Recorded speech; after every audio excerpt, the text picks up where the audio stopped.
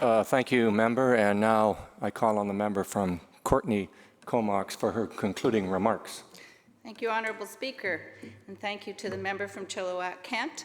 I'd like to acknowledge that we have actually accomplished a lot, and we know that there's still much more to do.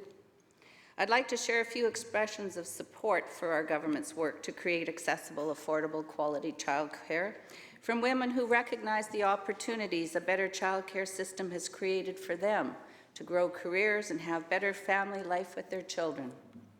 Natasha and John have twins. Natasha is a social worker. She's the primary caregiver, in part because she earns less than her spouse, but also because her boys are her top priority, especially during their early years. But she also wants to work to keep current, build her skills, and maintain her job security.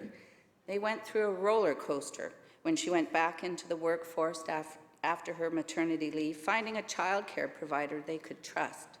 They wanted trained ECEs, criminal record checks. They wanted the boys to feel safe and happy.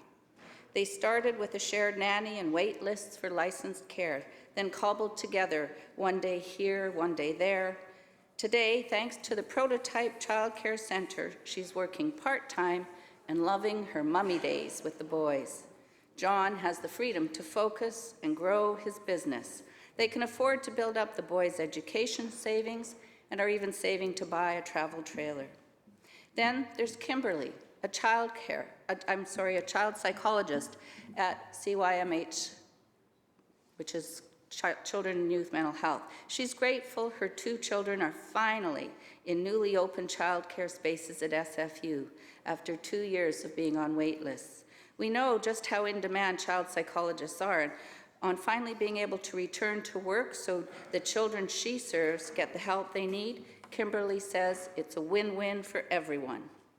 For single moms like Sarah, the affordable childcare benefit has given her the financial freedom to go back to school, to retrain for a new profession. On Friday, I met a longtime early childhood educator whose daughter grew up to follow in her mother's footsteps as an ECE and is now pursuing a degree in social development. Another described how there are 3 generations of women in her family, all with careers working with children. These working women obviously take pride in their work as ECEs, and the tide is turning as we recognize the value they bring to our economy. By bringing fees down for parents, building more licensed spaces, and working to increase the number of qualified early childhood educators, while better supporting them already working in the field, we are taking the first important steps towards universal childcare. And in doing so, we are going a long way to creating a more fair and equitable society. Women deliver the next generation. They deserve to share in the prosperity of this province. Thank you, Mr. Speaker.